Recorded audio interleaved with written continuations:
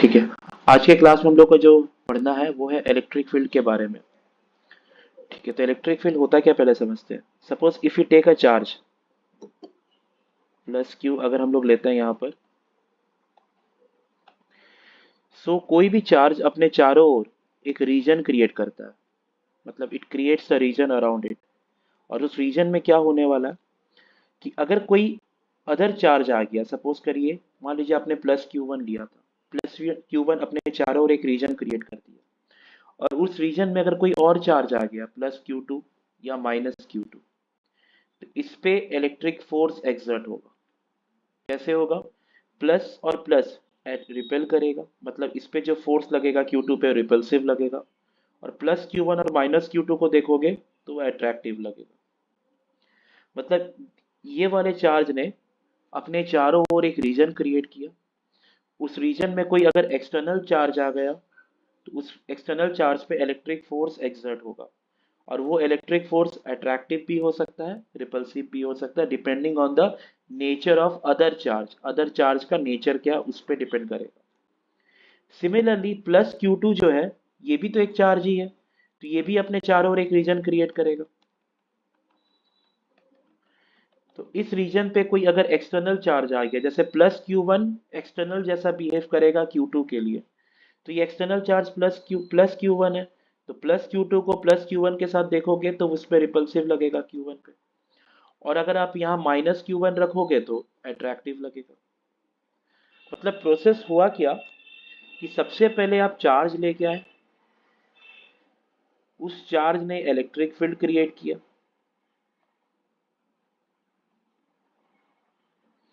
Electric field इसको हम बोलते हैं सोर्स चार्ज, जिसने इलेक्ट्रिक फील्ड क्रिएट किया है। उस इलेक्ट्रिक फील्ड पे अगर कोई और चार्ज आ गया जिसको बोलते हैं टेस्ट चार्ज, अदर चार्ज, तो इस टेस्ट चार्ज पे क्या एग्जर्ट होगा? Electric force. और ये इलेक्ट्रिक फोर्स अट्रैक्टिव भी हो सकता है, रिपल्सिव भी हो सकता है। ओके, तो सबसे पहले एक सोर्स चार्ज लेना। सोर्स चार्ज के सराउंडिंग में इलेक्ट्रिक फील्ड क्रिएट होगा, और उस इलेक्ट्रिक फील्ड पे कोई अगर एक्सटर्नल चार्ज आ गया जिसको बोलते हैं टेस्ट चार्ज, तो उस टेस्ट चार्ज पे इलेक्ट्रिक फोर्स एक्सर्ट होगा, जो कि अट्रैक्टिव या रिपल्सिव दोनों हो सकता है, depending on the nature. Nature पे डिपेंड करेगा। ठीक है, ये प्रोसेस है। ऑलवेज रिमेंबर दैट, यहाँ आपको जानना क्या है, electric force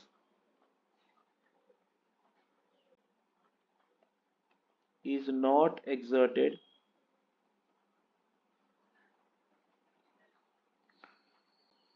on the charge creating electric field।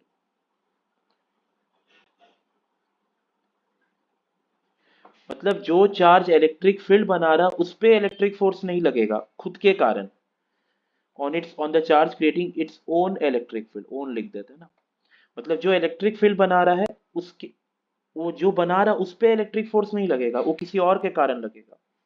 देखो ये सेम प्रिंसिपल ना ग्रेविटेशन में भी था। आप जब रिकॉल करो ग्रेविटेशन के चैप्टर पे, तो क्या हुआ था, सपोज करिए आपने एक कैप एम वन एक मास लिया, इसने क्या बनाया अपने चारों ओर? Gravitational field.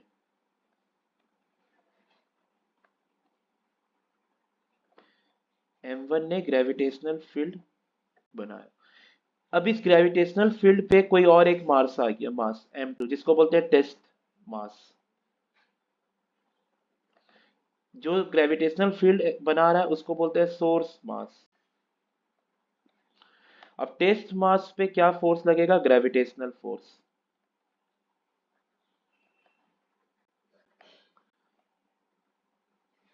But previous case में क्या था?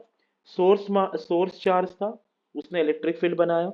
उस इलेक्ट्रिक फील्ड पे कोई और चार्ज आ गया जिसको बोलते हैं टेस्ट चार्ज, और उस टेस्ट चार्ज पे क्या एग्जर्ट होगा? Electric force.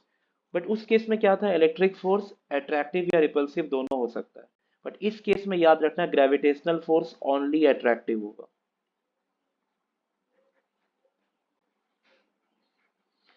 यही डिफरेंस है, ग्रेविटेशनल फोर्स रिपल्सिव नहीं हो सकता है। Gravitational force is only attractive force, it is not repulsive. तो ये डिफरेंस हो जाएगा इलेक्ट्रिक फोर्स और ग्रेविटेशनल फोर्स के बीच का। और ये सर मतलब अगेन रिपीटिंग, सबसे पहले एक सोर्स चार्ज लेना, वो अपना एक रीजन क्रिएट करेगा, मतलब अपने सराउंडिंग में उसने एक रीजन क्रिएट किया और उस रीजन का नाम है इलेक्ट्रिक फील्ड। उस इलेक्ट्रिक फील्ड में अगर कोई और आप कोई दूसरा चार्ज ले आते हो, तो उसके नेचर पे डिपेंड करेगा कि उस वाले चार्ज, जो दूसरा चार्ज आया, उस पे अट्रैक्टिव फोर्स लगेगा कि रिपल्सिव फोर्स लगेगा, उसके नेचर पे डिपेंड करेगा। अगर आप प्लस लिए सोर्स को, अगर ये सोर्स मेरा प्लस है और टेस्ट चार्ज टी ये माइनस है, तो इस पे अट्रैक्टिव फोर्स लगेगा। और अगर सोर्स चार्ज मेरा प्लस है और इसमें आप प्लस लेके आते हो उसके रीजन पे, तो इस पे रिपल्सिव लगेगा। बट ग्रेविटेशन के केस में ओनली अट्रैक्टिव लगता था। अब देखो, मैंने जस्ट थोड़ी देर पहले भी क्या बताया था कि कोई भी चार्ज अपने चारों ओर इलेक्ट्रिक फील्ड क्रिएट करता है। तो आप इसको सोर्स बोल रहे हो और इसको टेस्ट बोल रहे हो, तो टेस्ट भी तो एक चार्ज ही है, तो ये भी तो अपने चारों ओर एक फील्ड क्रिएट करेगा। और उस फील्ड में ये सोर्स है, तो इस पे भी तो फोर्स लगना चाहिए ना। कैसा फोर्स? अट्रैक्टिव, क्योंकि प्लस और माइनस हमेशा अट्रैक्टिव होता है। बट यहाँ पर हम एक कंडीशन क्या लेते हैं इस इलेक्ट्रिक फील्ड को पढ़ने के लिए, टेस्ट चार्ज का जो मैग्नीट्यूड है,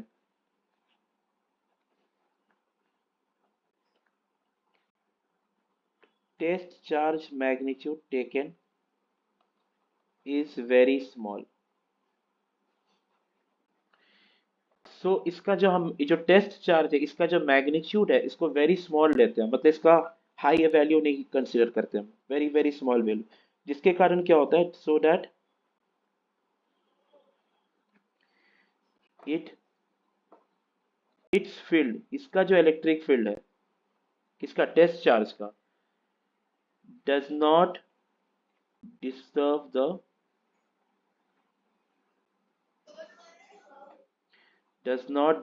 द सोर्स इलेक्ट्रिक फील्ड।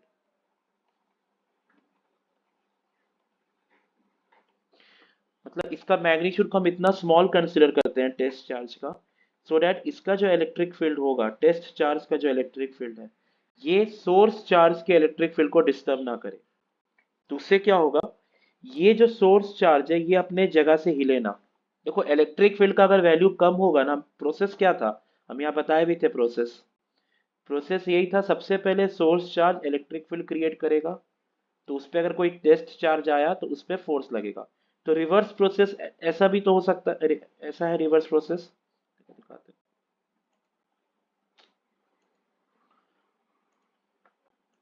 ये हुआ ना टेस्ट चार्ज, ठीक है। तो रिवर्स प्रोसेस क्या? टेस्ट चार्ज, ये भी तो एक चार्ज है, ये भी इलेक्ट्रिक फील्ड क्रिएट करेगा, ईएफ मतलब इलेक्ट्रिक फील्ड। इस फील्ड में सोर्स चार्ज आ गया, तो सोर्स चार्ज पे इलेक्ट्रिक फोर्स, ई फोर्स में इलेक्ट्रिक फोर्स लगना चाहिए। बट हम क्या बोले, इसका जो मैग्नीट्यूड जो है इज वेरी वेरी स्मॉल। इसका मैग्नीट्यूड स्मॉल होने से कारण क्या होगा, इसका इलेक्ट्रिक फील्ड भी काफी स्मॉल होगा, जिसके कारण जो इलेक्ट्रिक फोर्स होगा, इसको आप नेग्लिजिबल बोल सकते हो।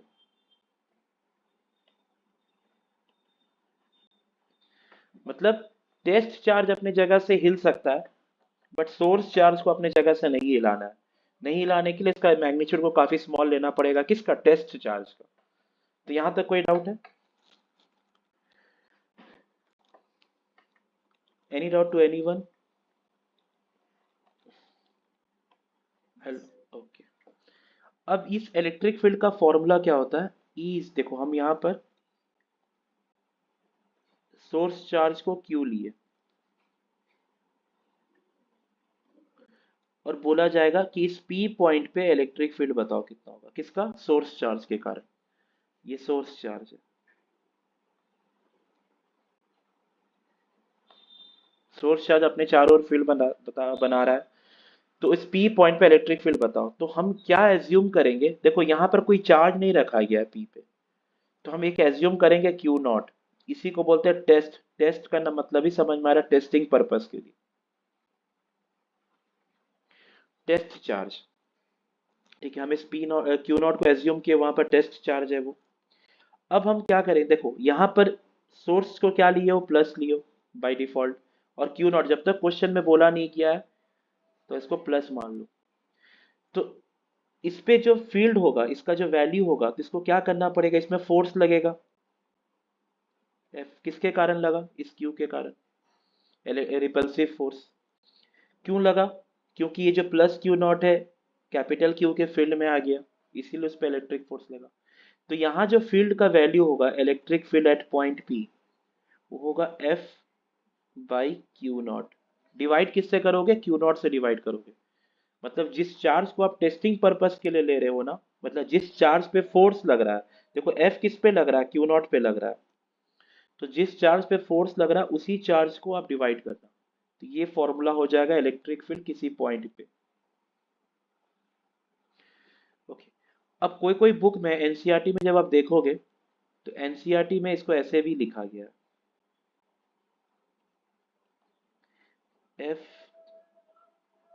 By Q naught limit Q naught tends to zero.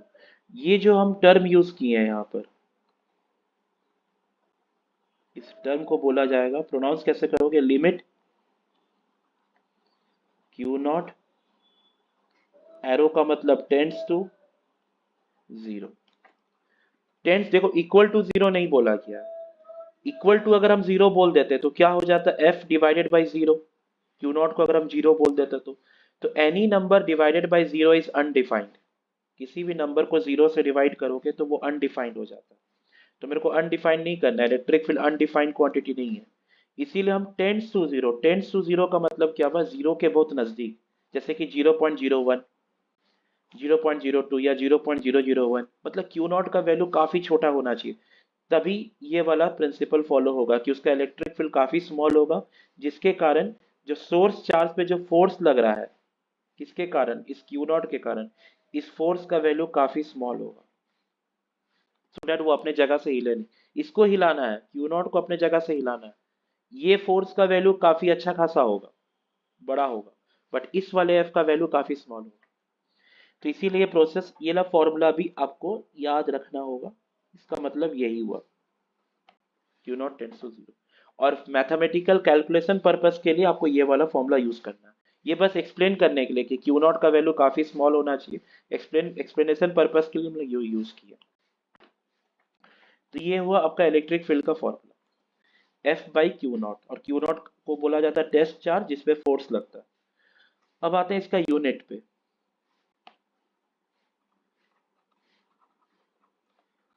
SI unit of electric field. देखो इसका एसआई यूनिट क्या होता है, ई का फॉर्मूला क्या हुआ, किसी भी पॉइंट पे अगर आपको ई निकालना है उसका formula F by Q not. तो एफ का यूनिट क्या है, Newton. SI unit, Q not का मतलब चार्ज ही होता है, और चार्ज का यूनिट होता है कूलम, सी मतलब कूलम। तो ई का SI unit, SI unit of E जो वो न्यूटन पर कूलम। तो SI unit of electric field is newton per coulomb. ये एसआई यूनिट हो गया। ओके, नेक्स्ट है आपका सीजीएस यूनिट पे आते हैं।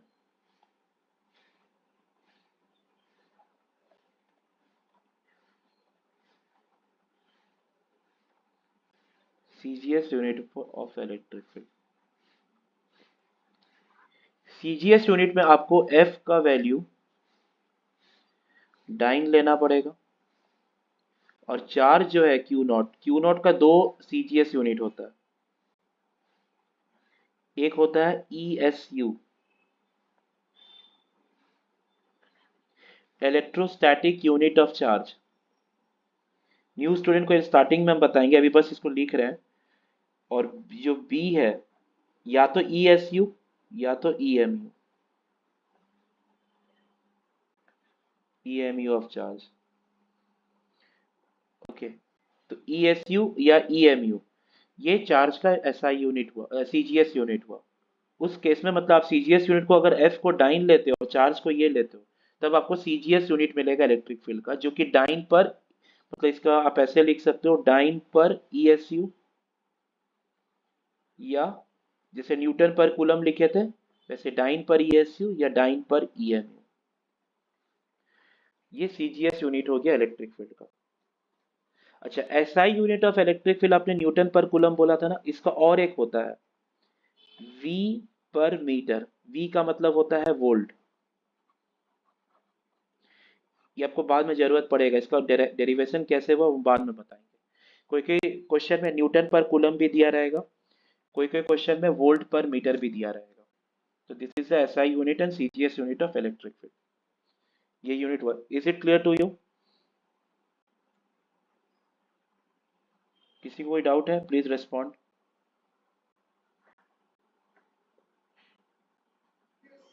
Okay, very good. अब आते हैं dimension of electric field.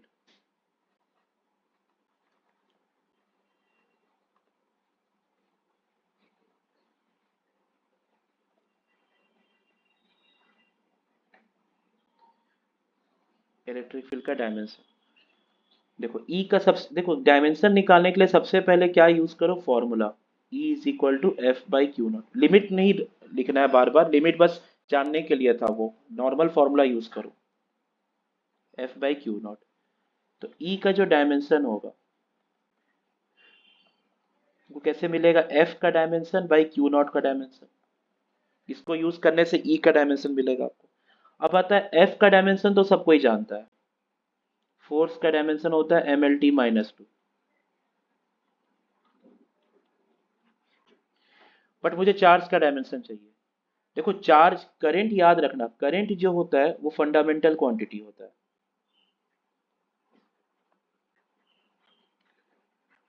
Current is a fundamental quantity. Charge जो होता है वो डिराइव्ड क्वांटिटी होता है। हम लोग डायमेंशन जिसका भी लिखते हैं ना, फंडामेंटल क्वांटिटी का ब्रैकेट के अंदर फंडामेंटल क्वांटिटी होना चाहिए। Mass is a fundamental quantity, length time is a fundamental quantity. Derived quantity को डायमेंशन के अंदर नहीं लिखेंगे। तो बट मुझे आई, तो मुझे तब भी तो चार्ज का लिखना होगा डायमेंशन, तो मुझे यहाँ पर एक फॉर्मूला पता है, I is equal to Q/T होता है। तो Q क्या होता है, I into T. Now current is a fundamental quantity, तो कर चार्ज का डायमेंशन क्या होगा, करंट का डायमेंशन होता है capital A, ampere, capital A, और स्मॉल टी मतलब टाइम। तो ब्रैकेट में कैपिटल टी लिखना डायमेंशन जब भी लिखते हो, तो स्मॉल टी नहीं लिखना है डायमेंशन में, कैपिटल टी। तो चार्ज का मुझे डायमेंशन पता चल गया। तो एफ का डायमेंशन क्या होगा, MLT-2 बाई AT। तो E का जो डायमेंशन मुझे मिला, देखो MLT, ये जो T नीचे है, T के पावर में क्या 1 है, तो ये जब ऊपर जाएगा तो -1 हो जाएगा, और पहले से वहाँ -2 है, तो -2, नीचे वाला T ऊपर गया तो -1, -2 -1 इज -3, और A जब ऊपर गया तो -1 हो गया। ये हो गया डायमेंशन ऑफ E।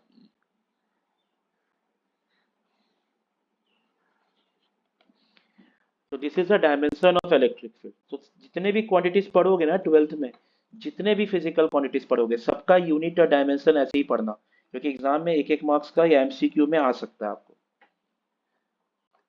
तो this is about the dimension of electric field. Any doubt, so that I can go to the next topic? Nikita, Anjali, Nikita तुमको,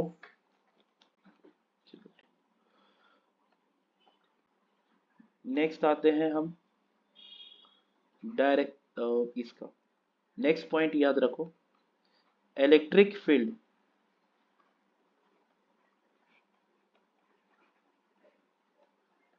is a vector quantity.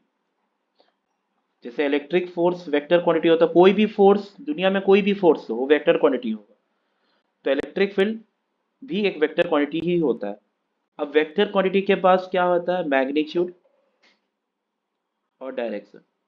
Direction कैसा होना चाहिए, डेफिनाइट डायरेक्शन, खाली डायरेक्शन नहीं बोलना है, डेफिनाइट या स्पेसिफाइड डायरेक्शन, पर्टिकुलर डायरेक्शन, और इसके पास मैग्नीट्यूड होता है। मैग्नीट्यूड ऑलरेडी हम पढ़ दिए हैं, कितना होता है, E is equal to F/Q0, ये ऑलरेडी पढ़ चुके हैं हम लोग, F/Q0। अब मुझे डेफिनाइट डायरेक्शन डायरेक्शन के बारे में जानना है।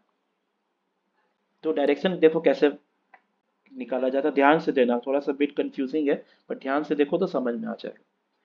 सबसे पहला स्टेप क्या, हम देखो केसेस वाइज जा रहे हैं। सबसे पहला स्टेप देखो कौन सा चार्ज है, सोर्स चार्ज मेरा कौन है, सोर्स चार्ज प्लस है कि माइनस है, माने जो फील्ड बना रहा उसी को बोलते हैं सोर्स चार्ज। अगर प्लस है तो प्लस में हमेशा इलेक्ट्रिक फील्ड का डायरेक्शन बाहर की तरफ होगा, प्लस से दूर जाएगा इलेक्ट्रिक फील्ड। और अगर माइनस है सोर्स तो इलेक्ट्रिक फील्ड उसके तरफ आएगा। ये जो हम ई के ऊपर ये जो एरो लिख रहे हैं, ये वाला एरो, ये वेक्टर, ये सिंबल वाला एरो है, और सिंबल में हमेशा राइट की तरफ ही एरो रहता है। ये जो एरो दिया हम आपको ये वाला, ये बताएगा इलेक्ट्रिक फील्ड का डायरेक्शन किस तरफ है। तो माइनस में इलेक्ट्रिक फील्ड अंदर के तरफ और प्लस में इलेक्ट्रिक फील्ड बाहर की तरफ। ये पहला स्टेप हुआ कि प्लस में इलेक्ट्रिक फील्ड बाहर की तरफ होगा, माइनस में इलेक्ट्रिक फील्ड अंदर की तरफ होगा। सेकेंड स्टेप ये है कि देखो कि टेस्ट चार्ज कौन है, मतलब टेस्ट चार्ज किसको, देखो बुक में ना हर समय टेस्ट सोर्स नहीं लिखा रहेगा। सोर्स का मतलब जो इलेक्ट्रिक फील्ड क्रिएट कर रहा है, टेस्ट का मतलब जिसपे फोर्स लग रहा है। अब देखो टेस्ट चार्ज कौन है, अगर टेस्ट चार्ज मेरा नेगेटिव है, चलो पहले लेते हैं पॉजिटिव। ये टेस्ट चार्ज अगर पॉजिटिव है, एक चीज हम थोड़ा बताना भूल गए, हम पिछले स्लाइड में लिख देते हैं। इलेक्ट्रिक फील्ड का जो रेंज होता है, रेंज ऑफ इलेक्ट्रिक फील्ड माने कितना दूर तक इलेक्ट्रिक फील्ड तुमको मिलेगा, रेंज ऑफ इलेक्ट्रिक फील्ड, इसको लिखा जाता है लॉन्ग रेंज। लॉन्ग रेंज का मतलब होता है इनफाइनाइट, मतलब जहां तक जा सकता हो जाएगा, उसका कोई पर्टिकुलर रेंज नहीं है, मतलब इन्फिनिटी रेंज है, माइनस इन्फिनिटी से प्लस इन्फिनिटी तक। मतलब हालांकि जितना दूर जाओगे इलेक्ट्रिक फील्ड का वैल्यू कम होते जाए, जैसे ग्रेविटेशन, जितना दूर जाओगे ग्रेविटी का वैल्यू उतना ही कम होते जाएगा, अर्थ से जितना दूर जाते जाओगे उतना कम होते जाएगा ग्रेविटी का वैल्यू। सेम चीज इलेक्ट्रिक फील्ड में भी, जितना दूर जाओगे चार्ज से, मतलब जो चार्ज इलेक्ट्रिक फील्ड क्रिएट कर रहा है उससे जितना दूर भागोगे उतना इलेक्ट्रिक फील्ड का वैल्यू कम होते जाएगा। इसलिए इसको बट खत्म नहीं होगा, it will be not zero anywhere. That's why we write like long range infinite, long range field और इनफिनाइट फील्ड। तो यहाँ भी ये जो आप इलेक्ट्रिक फील्ड दिखा रहे हो ना, ये भले ही हम यहाँ तक एरो दिखाएं बट ये इनफाइनाइट है। मतलब अब ये जो चार्ज आप रखे हो यहाँ पर, ये वाला चार्ज, ये कहीं भी रखो, इस चार्ज को कहीं भी प्लेस करो, ये इलेक्ट्रिक फील्ड के अंदर आ जाएगा, क्योंकि इलेक्ट्रिक फील्ड का रेंज तो इन्फिनिटी है। अब नेक्स्ट स्टेप क्या देखो, ये जो तुम चार्ज लेके आओ यहाँ पर प्लस चार्ज, अगर ये प्लस है तो जिधर इलेक्ट्रिक फील्ड का डायरेक्शन होगा उसी तरफ इस पे फोर्स लगेगा, एफ। ठीक है, if it is a positive charge तो इलेक्ट्रिक फील्ड का डायरेक्शन जिस तरफ होगा उसी तरफ उस पे फोर्स लगेगा। और अगर आप यहाँ पर आप नेगेटिव चार्ज लेके आते हो, इसी क्वेश्चन पे अगर आप नेगेटिव लेके आते हो तो जिधर इलेक्ट्रिक फील्ड का डायरेक्शन है जिस तरफ, उसके ऑपोजिट साइड में फोर्स लगेगा। मतलब पॉजिटिव चार्ज को अगर आप इलेक्ट्रिक फील्ड के अंदर रखते हो तो जिधर इलेक्ट्रिक फील्ड है उसी तरफ फोर्स लगा, डायरेक्शन सेम रहेगा इस एफ और ई का। और अगर आप नेगेटिव चार्ज लेके आते हो तो डायरेक्शन एफ और ई का ऑपोजिट हो जाएगा। सेम चीज हम इसमें आते हैं। अब ये सोर्स चार्ज है, इसने इलेक्ट्रिक फील्ड क्रिएट कर दिया। अब आप क्या करोगे इस पे, चलो पहले हम प्लस लेके आते हैं। तो ये प्लस है, ये क्या है, टेस्ट चार्ज है। तो अगर प्लस चार्ज लेके आते हो, देखो फोर्स हम क्या बोले, फोर्स जो इलेक्ट्रिक फील्ड क्रिएट करता है उस पर फोर्स नहीं लगेगा, ये इलेक्ट्रिक फील्ड क्रिएट कर रहा है, ये सोर्स है, ये टेस्ट है। ठीक है, सोर्स पे नहीं फोर्स दिखाना, तो प्लस पे फोर्स लगेगा, किस तरफ लगेगा, जिस तरफ ई है उसी तरफ फोर्स लगेगा। और अगर आप यहाँ पर नेगेटिव लेके आते हो, जो जिधर ई है, जिस डायरेक्शन में, देखो ई इस तरफ है, ई का डायरेक्शन, तो उसके ऑपोजिट साइड में फोर्स लगेगा। तो इससे हमको डायरेक्शन ऑफ इलेक्ट्रिक फील्ड और फोर्स पता चलता है। और फोर्स का डायरेक्शन याद रखना बहुत सिंपल सा तरीका है, प्लस प्लस हमेशा रिपल करेगा। तो देखो ये प्लस था, तो दूसरा वाला जब प्लस आएगा तो दूर भागेगा, तो देखो हम दूर भगाए। और प्लस और माइनस अट्रैक्ट करता है, तो दूसरा वाला जब माइनस आएगा तो वो अट्रैक्ट होगा। सिमिलरली इसमें ये माइनस और ये प्लस अट्रैक्ट, ये माइनस और ये माइनस रिपेल। तो इससे मुझे इलेक्ट्रिक फील्ड का डायरेक्शन और फोर्स का डायरेक्शन के बारे में मुझे पता चला। Is it clear? ये था topic direction of electric field.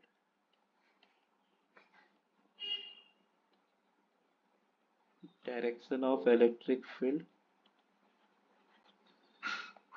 And direction of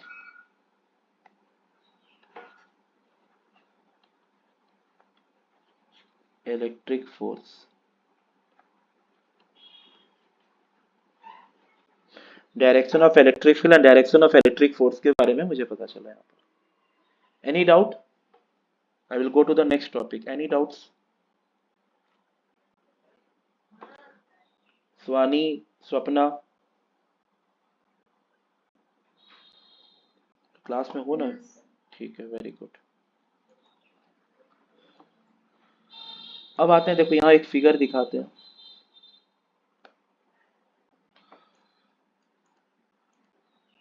ये है इलेक्ट्रिक फील्ड, कैसे हम जो दिखा रहे थे अभी वही चीज है यहाँ पर।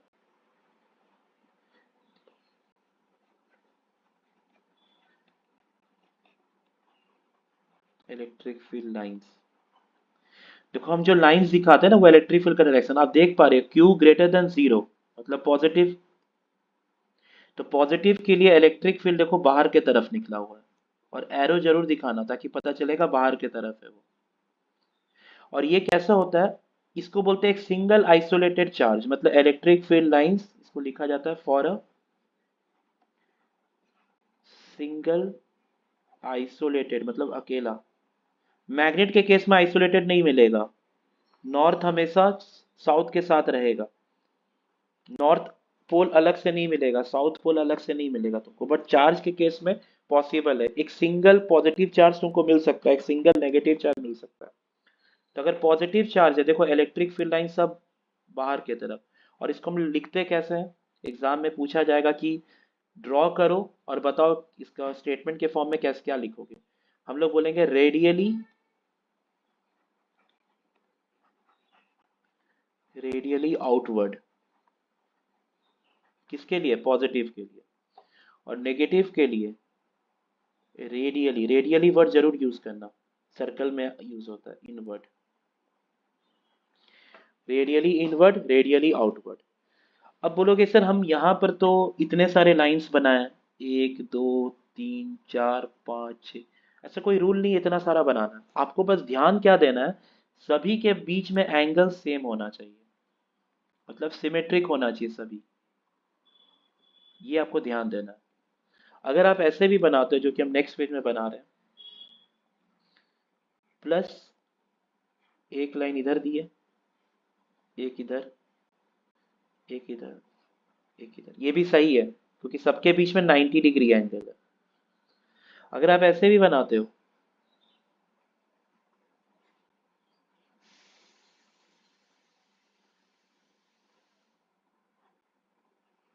एरो देना मत भूलना।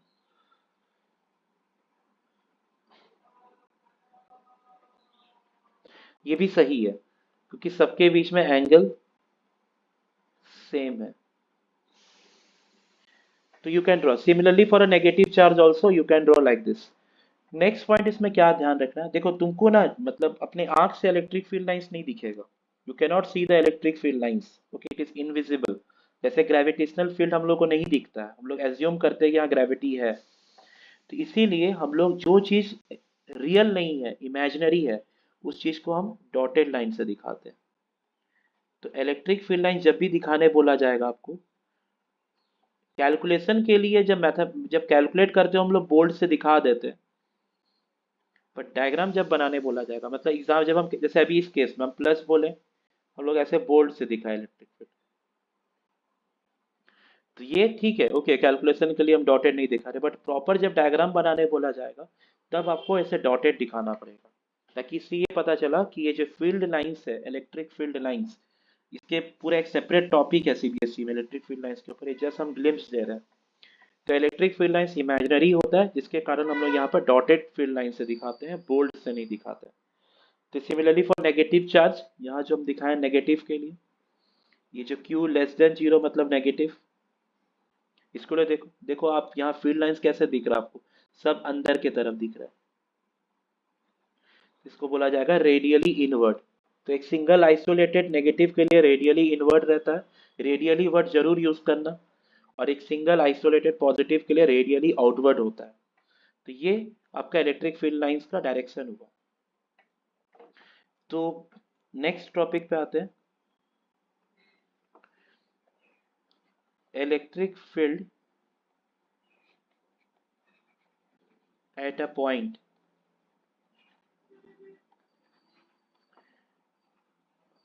Due to a charge. किसी पॉइंट पे अगर आपको इलेक्ट्रिक फील्ड पता करना है, सोर्स चार्ज मतलब वही सोर्स चार्ज जो जो फील्ड क्रिएट कर रहा है, उसका फॉर्मूला क्या होगा। देखो एग्जाम में ना ये जो वर्ड लिखा गया है, इसका अलग अलग स्टेटमेंट भी लिख सकते हैं हम लोग। इसको हम ऐसे भी लिख सकते हैं, इलेक्ट्रिक फील्ड इंटेंसिटी, ये पूरे को at a point due to a charge, या electric field strength at a point due to a charge. Basically तुमसे वो क्या बोल रहा है, मैग्नीट्यूड बताने बोल रहा है। इलेक्ट्रिक फील्ड इंटेंसिटी पूछो या इलेक्ट्रिक फील्ड स्ट्रेंथ बोलो या इलेक्ट्रिक फील्ड बोलो, basically they are asking to tell about the magnitude of electric field किसी भी पॉइंट पे। तो उसका फॉर्मूला कैसे निकाला जाता है देखिए। तो सबसे पहले एक सोर्स चार्ज एज्यूम कर लीजिए। देखो जब तक एग्जाम में या किसी भी जगह जब तक नेगेटिव नहीं बोला है ना, तो नेगेटिव मत लेना, पॉजिटिव लेके ही मानना। सपोज करो सोर्स चार्ज, हम कैपिटल क्यू को सोर्स चार्ज से डिनोट करें ताकि डिफरेंस पता चले स्मॉल क्यू और कैपिटल क्यू के बीच। अब किसी पॉइंट पे मान लो, इसके सेंटर से देखो, डिस्टेंस हमेशा इस चैप्टर में डिस्टेंस हमेशा सेंटर से मेजर होता है चार्ज का, सरफेस से मेजर नहीं होता, याद रखना। Distance is always measured from the centre. ये मान लो किसी आर पॉइंट पे, इस पी पॉइंट पे पूछा जा रहा है what is the electric field value at that point, या electric field intensity at that point, या स्ट्रेंथ। तो तुम क्या करोगे, यहां पर एज्यूम करो एक टेस्ट चार्ज रखा गया, ये एजम्पशन है प्लस क्यू नॉट, क्योंकि क्वेश्चन में दिया नहीं है, क्वेश्चन में बस इतना ही बोला है कि पी एक पॉइंट है, वहां फाइंड आउट करो इलेक्ट्रिक फील्ड का वैल्यू। तो उसका फॉर्मूला कैसे डिराइव करते हैं वो देखते हैं। सो यहाँ पर इलेक्ट्रिक फील्ड का डायरेक्शन क्या होगा, देखो कौन क्रिएट कर रहा, प्लस, तो प्लस के कारण इलेक्ट्रिक फील्ड इस तरफ ही होगा, पूरा इन्फिनाइट चालू यहाँ से, मैंने यहाँ से चालू होके पूरा जाएगा। इससे इतना बड़ा एरो नहीं दे के हम सिंपल से इतना छोटा सा एरो देते हैं। अब कौन सा चार्ज आप यहाँ रखे हो, प्लस रखे हो, तो जब प्लस इलेक्ट्रिक फील्ड के डायरेक्शन पे आ जाता है, तो प्लस पे भी फोर्स उसी डायरेक्शन पे लगेगा, एफ। तो बेसिक फॉर्मूला क्या है इलेक्ट्रिक फील्ड का, the basic formula P point पे क्या होगा, मैग्नीट्यूड के फॉर्म में लिखो, एफ बाई क्यू नॉट। ये तुम्हारा बेसिक फॉर्मूला था इलेक्ट्रिक फील्ड का। तो E इज इक्वल टू, अब तुमको कूलम फोर्स के बारे में याद होगा। F क्या है, बेसिकली कूलम फोर्स है, ये इलेक्ट्रिक फोर्स है। जैसे G m1 m2 by R square करते हो, यहाँ पर K q1 q2 by R square करेंगे। तो Q1 क्या है यहाँ पर, Q, F के जगह 1/q0 को पहले से अलग कर दो, F के जगह में क्या पुट करोगे, K capital Q into small q0 by R square, ये हो गया F का फॉर्मूला। अब क्या कैंसिल होगा यहाँ पर, Q0 तो E का फॉर्मूला क्या मिला मुझे, K, E का फॉर्मूला मिला मुझे K capital Q by R, और K का फॉर्मूला क्या होता है, 1/4 pi epsilon naught Q by R square. ये फॉर्मूला हो गया किसी भी चार्ज के कारण। तो तुम एक चीज ध्यान दो, देखो ये फॉर्मूला, ये बेसिक, ये जनरल फॉर्मूला हो गया, ठीक है, और ये फॉर्मूला हो गया किसी भी चार्ज के कारण। तुम क्या इस फॉर्मूला से समझे कि जिस चार्ज को आप लिए थे टेस्टिंग पर्पस के लिए, वो चार्ज इस फॉर्मूला पे नहीं आ रहा है। कौन सा चार्ज आ रहा है? कैपिटल क्यू आ रहा है, जो क्रिएट कर रहा, मतलब इस वाले फॉर्मूला पे जो चार्ज क्रिएट कर रहा है इलेक्ट्रिक फील्ड, उसी का क्यू लेना है तुमको। ओके, तो ये चीज ध्यान रखना, electric field does not depend on which charge, test charge. अब मत बोल देना सर आप जैसे अभी जस्ट बोले कि इलेक्ट्रिक फील्ड टेस्ट चार्ज पे डिपेंड नहीं करता, तो इस फॉर्मूला में तो टेस्ट चार्ज है। बट ध्यान रखो ये टेस्ट टेस्ट चार्ज कहाँ रखा गया? डिनोमिनेटर पे रखा गया। इसको फिजिक्स के टर्म्स में समझाया जाता है कि जो टर्म डिनोमिनेटर पे रखा जाता है फॉर्मूला पे, वो कैंसल आउट हो जाता है। तो उस चार्ज पे डिपेंड नहीं करता, क्यू नॉट डिनोमिनेटर पे, न्यूमरेटर पे नहीं। तो जब आप इसको सिंप्लीफाई किए, क्योंकि ये अनसिंप्लीफाइड वर्जन है, ये जो फॉर्मूला है ना, दिस इज अ अनसिंप्लीफाइड वर्जन। जब तुम इसको सिंप्लीफाई किए तो सिंप्लीफाइड वर्जन तुमको ये मिला। तो सिंप्लीफाइड वर्जन में देखो तुमको क्या दिख रहा कि कैपिटल क्यू आ रहा है, क्यू नॉट नहीं आ रहा है। तो electric field does not depend on the test charge, it depends only on the source charge. Is it clear? Is it clear to everyone? Hello, are you there? So what I will write here, जो conclusion मुझे पता चला, electric field at a point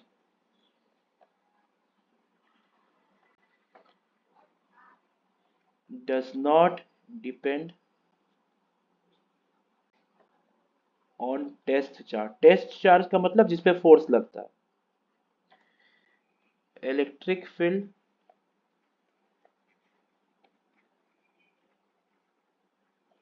at a point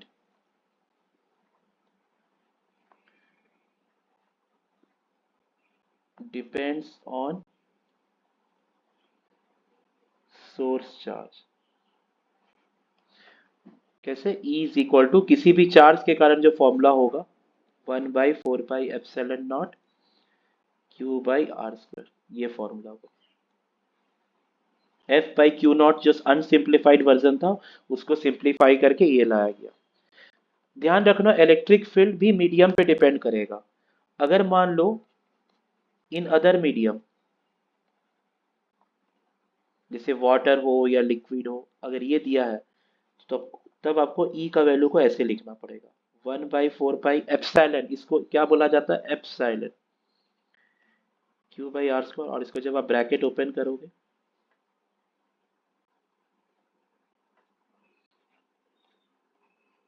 ये वाला होगा। ये formula कहाँ लगता है?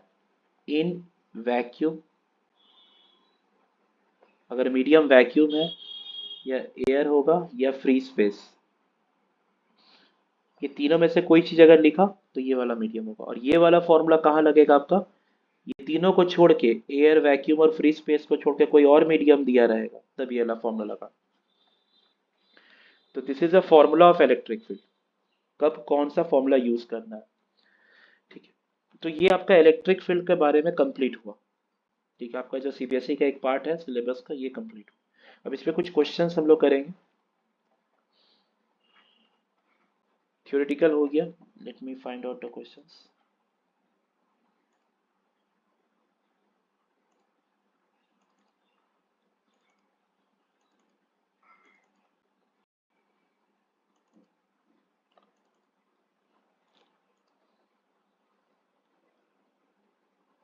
एक सेकंड, देखिए यहाँ ये हार्ड कॉपी आप लोग को कल मिल जाओ, जो स्टूडेंट नहीं आए थे उनको मिल जाएगा। तो पहला question,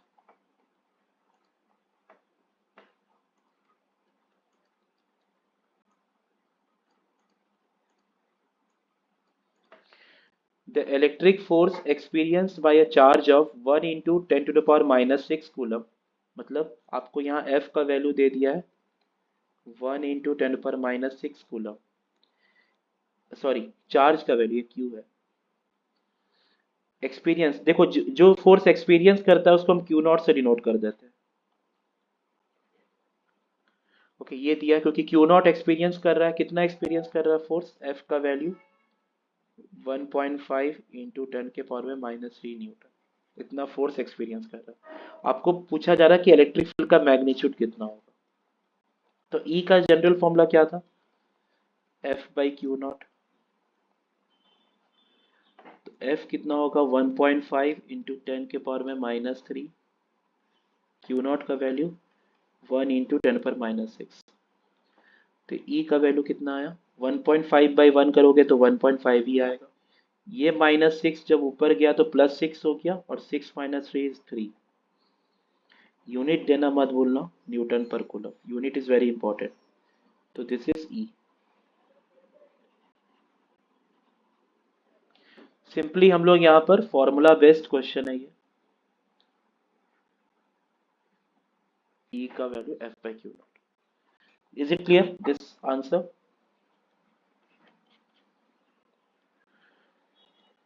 anyone, any doubts? Sapna, Suhani, Nikita? Okay, very good.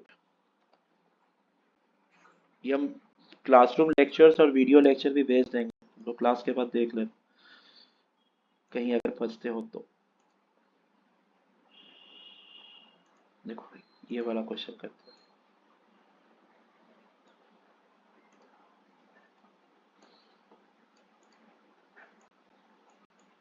Question क्या है, a charge object emits an electric field of 10 newton per coulomb, write down the data.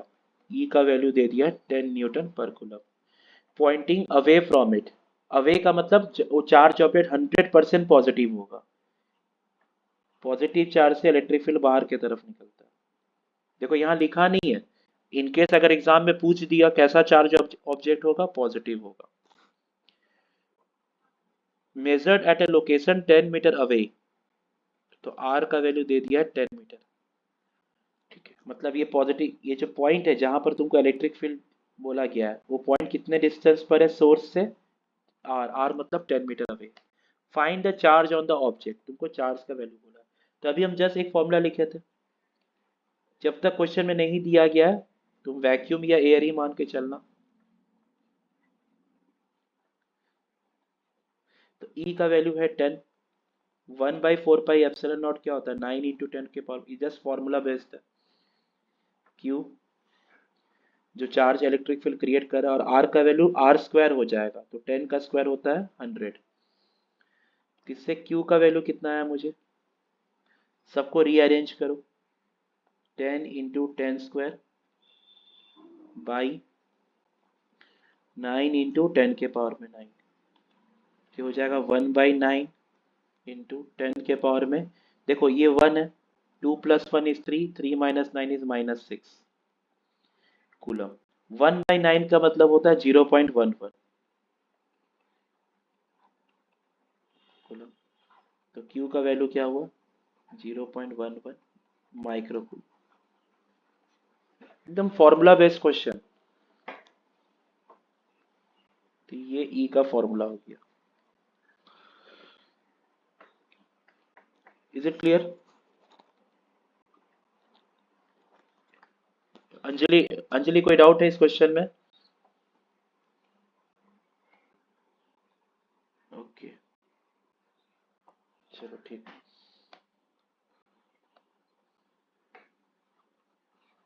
Next आते हैं, क्वेश्चन और असाइनमेंट भेज देंगे तुम लोग को, कल हार्ड कॉपी मिल जाएगा।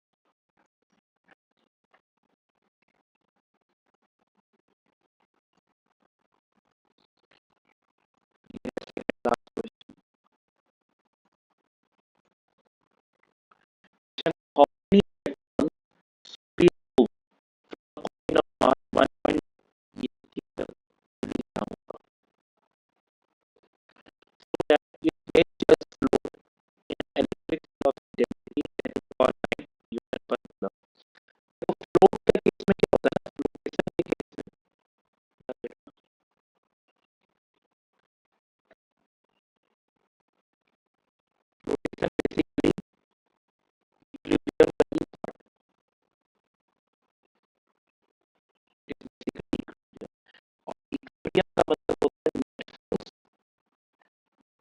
जीरो। मतलब नेट फोर्स जीरो लगता है। सब एक पॉइंट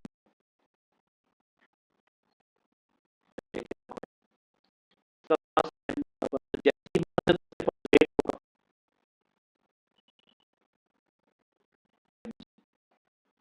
और ये चार्ज भी है इस पे, क्यों चार्ज है? क्योंकि बोला है कि इतने इलेक्ट्रॉन्स को रिमूव